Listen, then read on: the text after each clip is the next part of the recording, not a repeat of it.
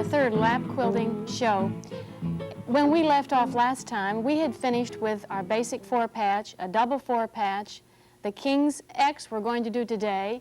We had done rail fence last time and our pinwheel. Let's turn to the King's X. Remember, when we're putting our blocks together, that we wanted to work in a mini assembly line doing one piece at a time so that we can actually not stop and cut threads, but we can just continue sewing in one consecutive manner. On the King's X, let's review the pattern for a minute. We have this pattern, and by the way, when you put this on your fabric, the tendency will be, because this is a long line, to put this on the stray of the grain. If you did that, you're going to be getting this, which is the outside of your block, on the bias. So don't do that. Make sure, for instance, if this is your stray of the grain, that this is the way your pattern is going to set on your fabric. In this case, we have 4 dark, which are the dark brown, and 4 light, which are the stripe. We've cut 8 of these pieces all together, and because they're the easiest pieces to handle in this block, I've gone ahead and sewn those together. When those are done, I'm going to take these off the machine, cut them apart, and then the triangles that complete this block are going to go on the other sections. One thing I want to show you about the King's X is when you put this triangle on the small part of the rest of your little piece here, make sure, we call these dog ears, that little triangle that hangs off from the dark part, make sure those dog ears hang off an even amount on each end so that when you start sewing, it's centered. Your triangle is actually centered, the same amount of dog ears at each end. When I start sewing, remember, 1/4 inch in, I'm going to take my 1/4 inch seam allowance all the way down to the end. I'll pick up another piece that has the brown edge, center my triangle, same amount of dog ear hangs off each end, and start sewing. Actually, this little V that's created right here is a good place to, if you're going to eyeball where you're going to start, that's a good place to eyeball and just start sewing all the way down. And you would continue in this manner until you have both sides of this patch with a triangle here and also over here. Notice how your line is just going to line up straight right here.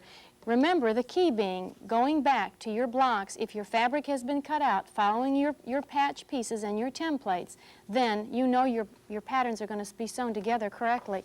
Let's take a look at the King's X. Once we have it all put together, then remember, we're going to come over in this manner and line up our 2 blocks.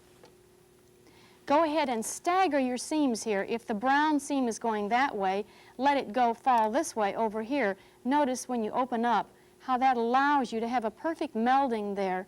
And if that is pinned in place, then you're going to machine sew all the way down here. Another thing to notice, once you have machine sewn this, let me go ahead and sew it. It's an important part. I want you to see what happens here. It's a matter of the seam being taken up in just the right manner.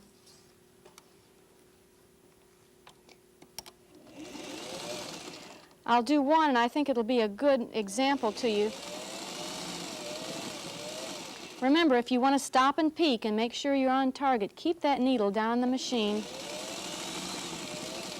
When you've come up at this point and you've clipped your threads and open up, make sure, and here's a good way you can tell, from the raw edge into where these 2 brown points meet, do you have a good 1/4 inch seam allowance? That will allow you to take this part and sew to this. Do you see how that's going to be eaten up, that seam allowance? And that gives you that perfect V right there. That's what you're aiming for. You're aiming for a good intersection at each place, much like on the pinwheel here. See how the points all come together? And this will happen if you stagger your seams. The same thing in the rail fence. See how you've got a center joining here. The star flower is a block we'll save for next time. Let's talk about putting the mitered borders on the blocks.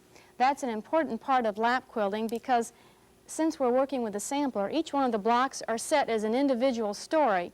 Now I have kind of gone ahead, which will help us get a better idea of how this border is going to go on.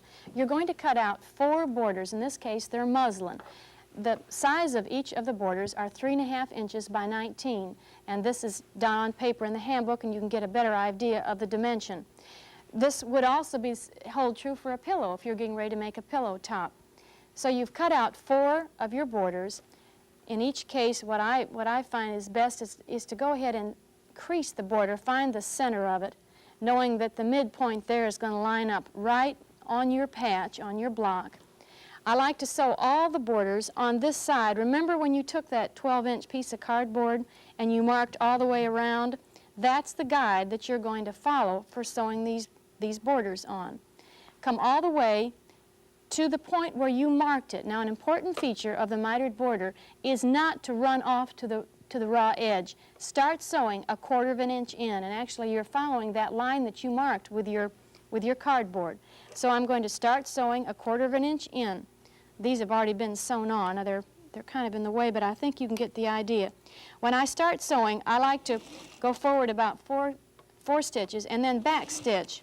It kind of locks that seam into place. Come all the way down. Make sure you sew this seam in the manner in which you've pressed it. The same thing here. Come all the way down. And once again, I think you can see, don't run off the raw edge. Come right up to the corner and back stitch. Once again, you've created, see that little dog ear that you have, or that little V right here at the end, because you have not run off the edge. Okay, your next step in your mitered borders, I've gotten all 4 of them sewn on, is to extend this straight and extend this straight and trim off anything that hangs over. In other words, this muslin hangs down. Go ahead and trim it off. I do this on all 4 corners until you have what is known as a perfect meeting point right here. Now, put your 2 right sides together. Keep in mind, you can never miter a border perfectly unless the borders are the same width. In other words, if one were 2 inches and one were 4, you cannot miter it. They have to be the same. In this case, they're 3.5 inches. One nice way to fold your borders is to let this triangle fall down in, and that frees. Can you see the machine sewing that stopped here? You want to take your pencil or your marking pen and draw a straight line that will come from, see, I'm going to have to use I can just extend this down. You're going to have to extend this line following all the way down. What you will be doing is marking with a ruler a line from where you backstitched your machine sewing all the way down to that corner. That becomes your guide for mitering your corner. That produces your seam. When you start, I always start sewing all the way in, right at the machine sewing. It's better to start in here and backstitch than to start outside and go in. You'll accumulate too much. All right, start sewing, backstitch about 3 stitches, and all the way down.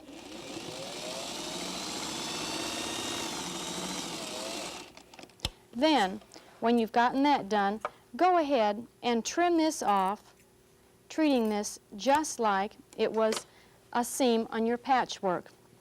When you've opened up, you can see that you've got a mitered corner all the way down.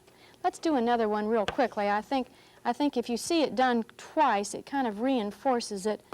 All right, remember, let this material hang straight. In this case, I've allowed a little bit extra. I'd rather have too much than not enough. Have it come down, trim this off. See how you have that perfect point right there? All right, then you're going to come right like so. Put your 2 right edges together. Make sure these are even. Make sure your outside border edges are even.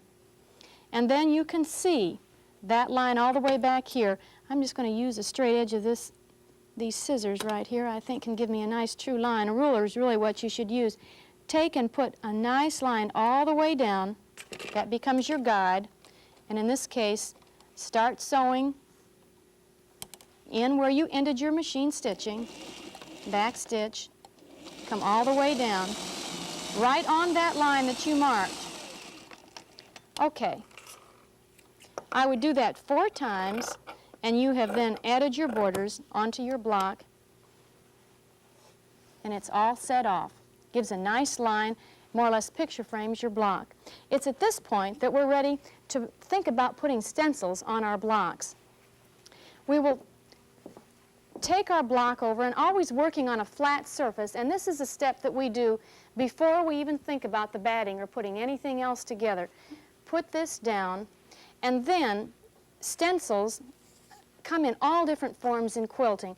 You can make your own stencils. You can use something repeatedly. In other words, I'm going to take this same design and put it on all 4 sides of this block. I have mounted it on cardboard because I know I'll be repeating it and it'll get worn. It'll just last longer this way. We have also found with stencils and quilting that if they come on paper such as this, and you can, if your muslin can see through, if you work on, say, a glass coffee table or even a sliding glass door, you can mount your design, put your muslin on top of that and see right through it, and then go ahead and trace your design. One of the prettiest quilts that one of my students has made, Sarah Meadows, made this quilt in which she has made really a sampler of all the beautiful different stencil designs that can be put on a quilt. In this case, I kind of call it a rainbow quilt. She's taken solid pieces of fabric, and she's done a little research in this. She's gone to the library, and maybe she's made some of her own stencil designs, and she has recreated a different design in each block, and then she's lap quilted it. On the back side, of course, you could examine and see that each one of these blocks has been quilted individually and then put together. She added a trio, 3 beautiful colors on the outside to kind of accent her quilt. But this is what we refer to as stencils. You can also have stencils that would be on poster board and then have designs cut out.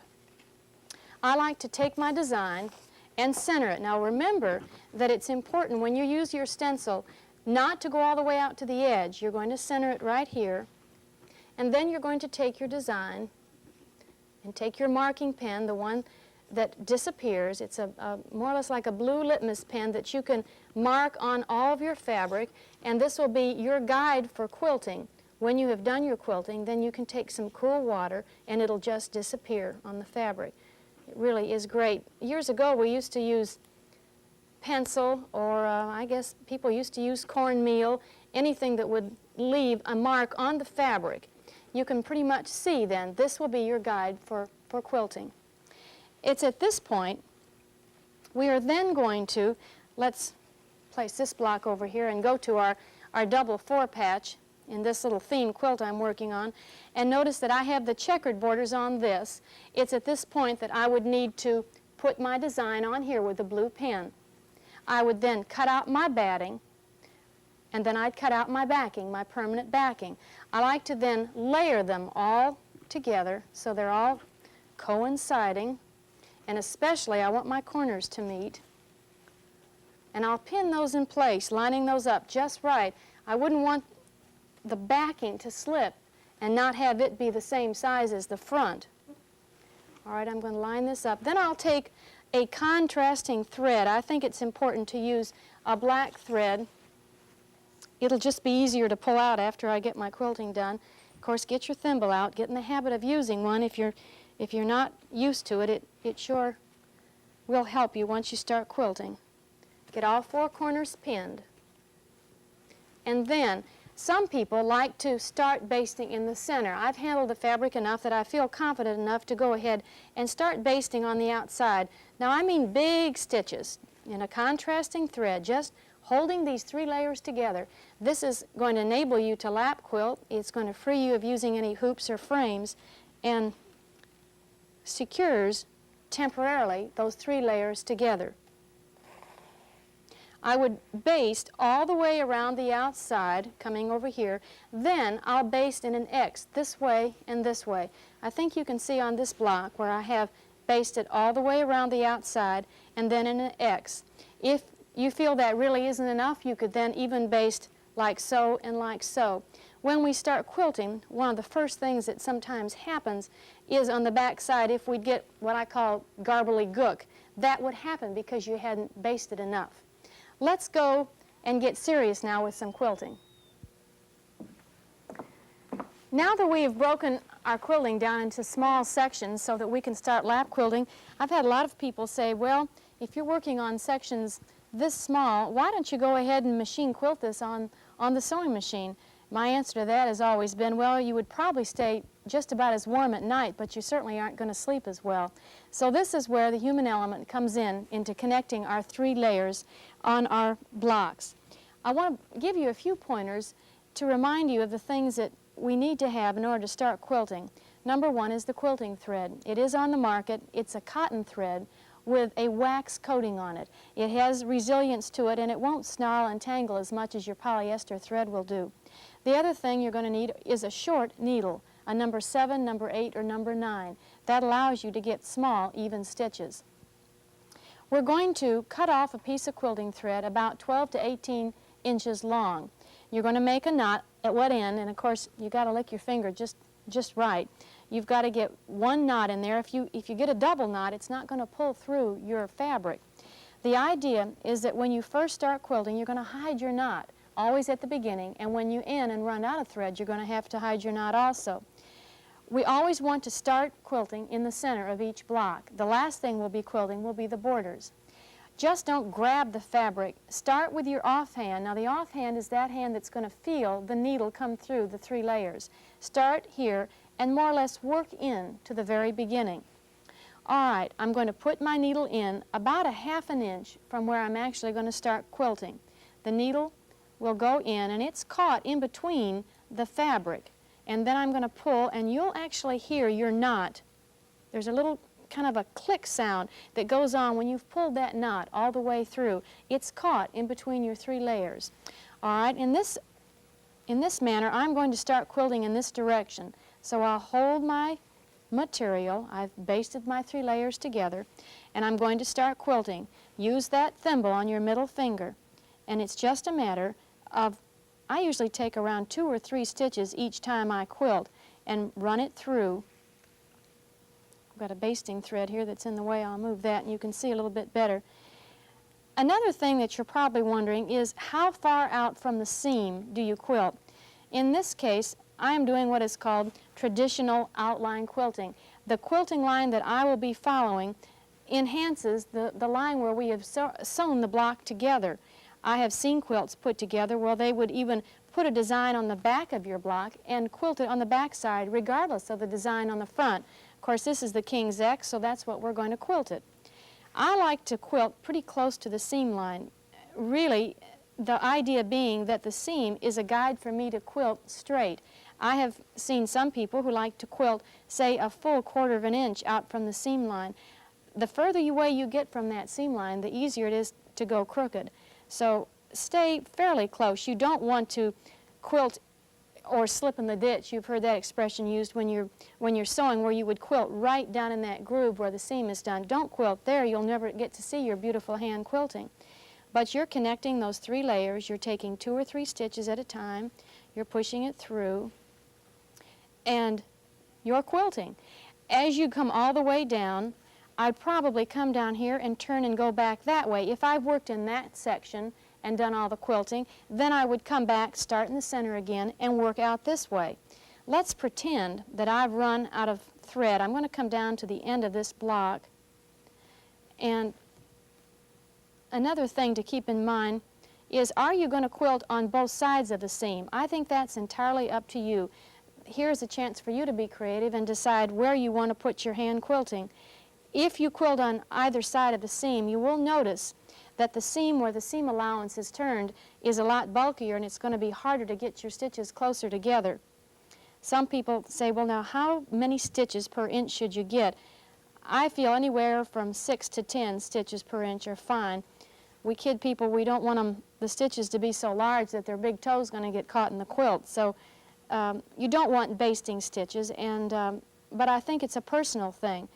If your next door neighbor has smaller stitches, I wouldn't let that bother you. All right, let's pretend we're going to end. One of the true tests of a quilt years ago would be to pick it up and to see if you could find where the person had ended quilting.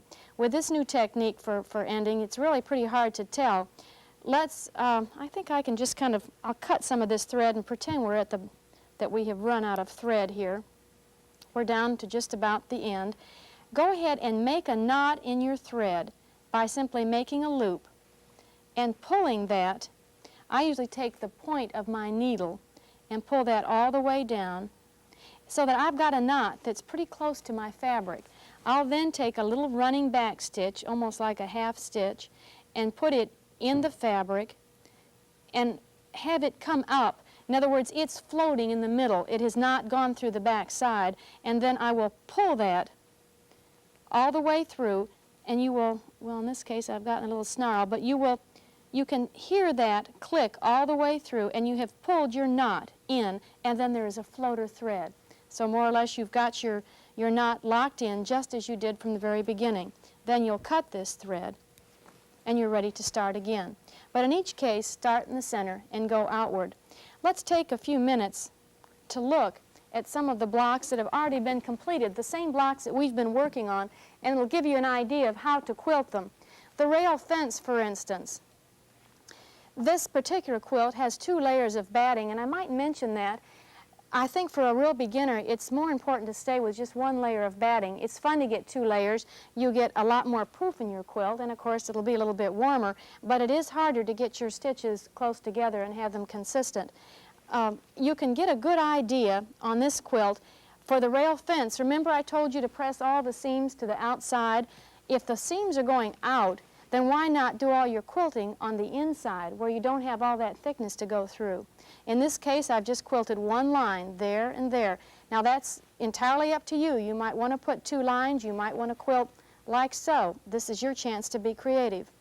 Look at the stencil design in the border also. I think it's kind of interesting to see the design that is formed all the way when these mitered corners are connected. Can you see the pretty design, almost the heart shape that goes all the way around? Take a look at the King's X, and you can get an idea of where to quilt on the King's X. Of course, your stitches really show up on that brown chintz, don't they? In each case, just 1 line of stitching. Here again, you could put 2 if you wanted to. How about just our double 4 patch? In this case, I took the same design that was in the border and decided to represent it again on the basic chintz on here and over here. And in each case, just 1 line of quilting, but you could do 2. And then we had the broken dishes pattern that we worked on also. You can kind of get an idea here. That's a bright block, isn't it? And then here I've just simply put a ruler and gone all the way down, and I've broken those triangles up again so you have them in a different space. That's your quilting, and it's at this point that you're going to go ahead and finish each block, put it aside, and then turn to your next block. When all of these blocks are completed, then I like to take a clean sponge and wet this and get rid of the marking pencil that had enabled me to put these designs on. And when I've finished all 9 or 12 or 15, then I know I'm ready to put my whole quilt together. We have time for 1 more block today, and it's a favorite of mine. It's called the Star Flower pattern. It's made with a square and with a triangle. It really boils down to a basic 4-patch pattern again.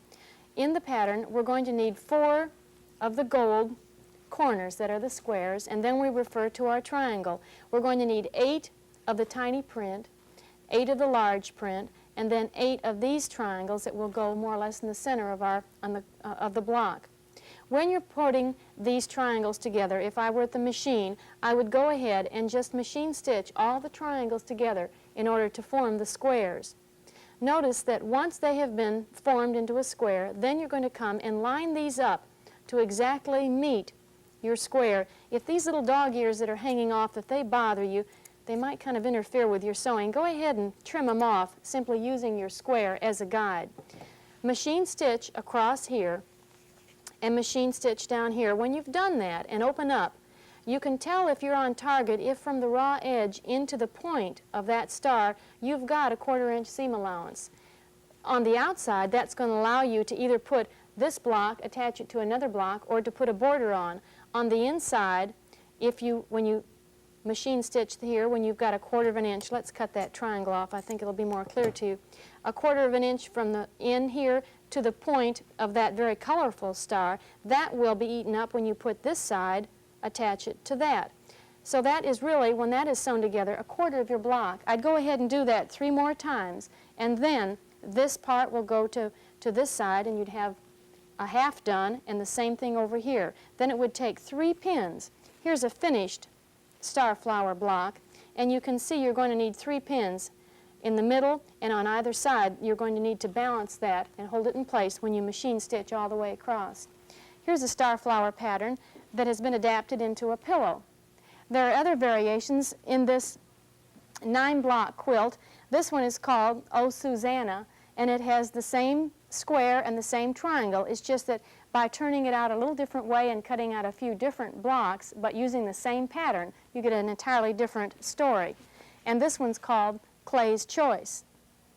So this quilt is kind of a study of really your basic 4 patches. Remember your double 4 patch, and here's your star flower that we just talked about. And in this instance, this is just your double 4 patch done 4 times, and that's the center of your quilt. And here we have the pinwheel again, and it's balanced on the other side with another pinwheel pattern. This one has been finished off with a ruffle, and we'll talk about ruffles and how to treat the outside of your quilt at another time. The next show, we're going to go into our basic 9 patches, and that includes our shoe fly pattern, Jacob's ladder, 54-40 or fight, and some other variations, and turning to other ideas with quilts. To receive a copy of Georgia's Guide to Lap Quilting, simply send $5 to Lap Quilting, Post Office Box 96, Flat Rock, North Carolina, 28731.